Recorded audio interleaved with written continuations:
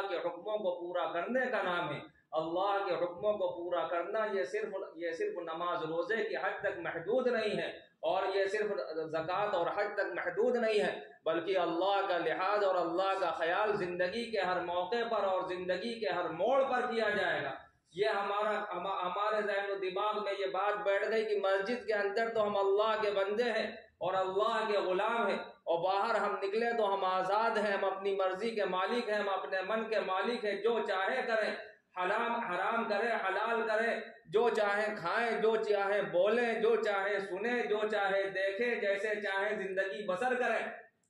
ہمارے اوپر کوئی بندش نہیں، ہمارے اوپر کوئی قید و بند نہیں۔ یہ ہمارا وہم ہے اور یہ ہماری سوچ ہے جو غلط رخ پر قائم ہو گئی ہے۔ صحیح سوچ یہ ہونی چاہیے کہ نہیں، اللہ کے غلام ہیں ہم مسجد کے اندر بھی، اور اللہ کے غلام ہیں ہم مسجد کے باہر بھی، اللہ کے غلام ہیں ہم کاروبار میں بھی، اور اللہ کے غلام ہیں ہم گھروں کے اندر بھی، ہم اللہ کے غلام ہیں تنہائی میں بھی، اور اللہ کے غلام ہیں جلوت میں بھی، لوگوں کے سامنے بھی، مجمع میں بھی، بازاروں میں بھی، چوپالوں میں بھی، ہر جگہ ہم اللہ کے غلام ہیں، اور اس غلامی کے احساس کے ساتھ زندگی گزارنی چاہیے اور زندگی بسر کرنی چاہیے، اللہ کا لحاظ کرتے ہوئے زندگی بسر کرنی چاہیے، اللہ کا خیال کرتے ہوئے زندگی بتانی چاہیے۔ اور اس کا مطلب یہ نہیں، اسی کا نام تقویٰ ہے، اسی کا نام اللہ کا لحاظ ہے، اور اسی کا نام اللہ کا ڈر ہے۔ اسی کو چاہے جو لفظ دے دیجئے،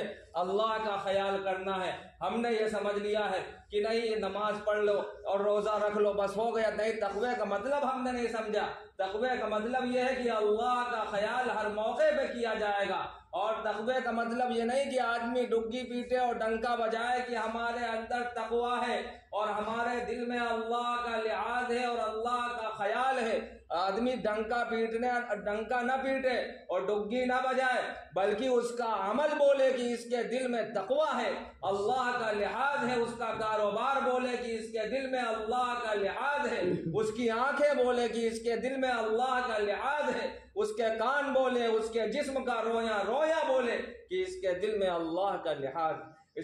آدمی کی شادی بیاہ، موت مٹی، جینا مرنا، اٹھنا بیٹھنا، بولنا چالنا، اخلاق و برتاؤ، سلوک و معاملات و معاشرت، ایک ایک چیز سے جھلکے کہ اس کے دل میں اللہ کا لحاظ ہے اور اللہ کا خیال ہے۔ یہی مطالبہ اللہ تبارک و تعالیٰ ان تینوں آیتوں میں کر رہا ہے اور سمجھا رہا ہے بندوں کو، اور یہ بات ارشاد فرمائی وَلَا تَمُوتُنَّ إِلَّا وَأَنْتُمْ مُسْلِمُونَ، کہ اس حال میں تم مرنا اور تمہاری آنکھیں اس حال میں اس دنیا میں بند ہو، اور اس دنیا سے تم اس حال میں رخصت ہونا کہ تم مسلمان ہو، تمہارے اندر اسلام ہو، تمہاری زندگی میں اسلام ہو، تمہارے جسم میں اسلام ہو، تمہارے معاملات میں اسلام ہو۔ اور شادی کا اور اس معاملے سے کیا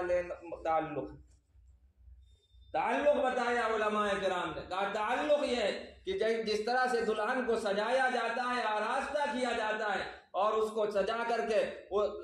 دلہے کے ساتھ اس کو رخصت کیا جاتا ہے، کہا اس وجہ سے اس کو سجایا اور آراستہ کیا جاتا ہے کہ دلہے کو اچھی لگے اور اس کو بھا جائے، اس کے دل میں جگہ بنا لے۔ فرمایا کہ یہی تعلق، یہی حالت ایمان والے کی اور مسلمان کی مرد وقت ہونی چاہیے کہ اعمال سے، ایمان سے، اخلاق سے ایسا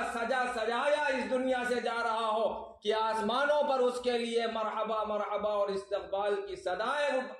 آ رہی ہوں اور بلند ہو رہی ہوں، اور فرشتے اس کو ہاتھوں ہاتھ لے رہے ہوں، اس کا اعزاز و اکرام کیا جا رہا ہو۔ اور ایک بات اور آیت میں ایک بات یہ ارشاد فرمائی کہ والارحام، کہ رشتوں کے تعلق سے ڈرنا، رشتے نئے ہوں پرانے ہوں۔ فرمایا باپ الوالد اوسط ابواب الجنہ، کی باپ جنت کا بہترین دروازہ ہے۔ ماں، فرمایا الجنت تحت اقدام الامہات، ماں کے قدموں کے نیچے جنت ہے۔ خالہ کے بارے میں بتایا الخالۃ بمنزلۃ الام، خالہ ماں کے درجے میں ہے، کہا یہ سارے رشتے ہیں۔ اسی طرح بیوی کا بھی حق بتایا، اللہ تبارک و تعالی نے فرمایا وعاشروہن بالمعروف، کہ ان بیویوں کے ساتھ اچھا سلوک کرو، اور فرمایا جناب رسول اللہ صلی اللہ علیہ وسلم نے کہ خیارکم لنسائکم وانا خیرکم لأہلی، فرمایا کہ تم میں سب سے بہتر وہ ہے جو اپنی بیویوں کے ساتھ اچھا سلوک کرتا ہو، اور میں گواہی میں اپنے آپ کو پیش کرتا ہوں کہ میں تم میں سب سے بہتر ہوں اپنی بیویوں کے ساتھ سلوک کرنے میں، ان کے ساتھ نرمی برتنے میں، ان سے اچھے انداز میں پیش آنے میں۔ اور ایک بات آیت کریمہ کے اندر ارشاد فرمائی، اور زبان کے تعلق سے یہ بات ارشاد فرمائی کہ درست اور صحیح بات، نپی تلی بات زبان سے ادا کرو۔ ایک ایک بول انسان کا قیمتی ہے، یا جنت کے باغوں میں پہنچا دے گا اور یا جہنم کے گڑھوں میں اتار دے گا۔ اور فرمایا کہ زبان کا اس موقع سے کیا تعلق ہے؟ زبان ہی کا تو سب سے زیادہ تعلق۔ یہ جو رشتہ قائم ہو رہا ہے یہ زبان سے ادا کرنے کی بنیاد پہ قائم ہو رہا، پوری زندگی کا تعلق زبان کے ذریعے سے قائم ہو رہا۔ جب ایک بول کا اتنا وزن ہے اور اتنا اثر ہے، اتنی اہمیت ہے کہ ایک بول پر زندگی بھر کا رشتہ قائم ہو جاتا ہے۔ انسان کا ہر بول اسی طرح قیمتی ہے اور بہت سوچ سمجھ کر بولنا چاہیے۔ فرمایا کیا انعام ملے گا زبان کو قابو کرنے پر؟ یصلح لکم اعمالکم ویغفر لکم ذنوبکم، فرمایا تمہارے کام اللہ تبارک و تعالی بنا دے گا اور تمہارے گناہوں کو بخش دے گا۔ اور جناب رسول اللہ صلی اللہ علیہ وسلم نے ارشاد فرمایا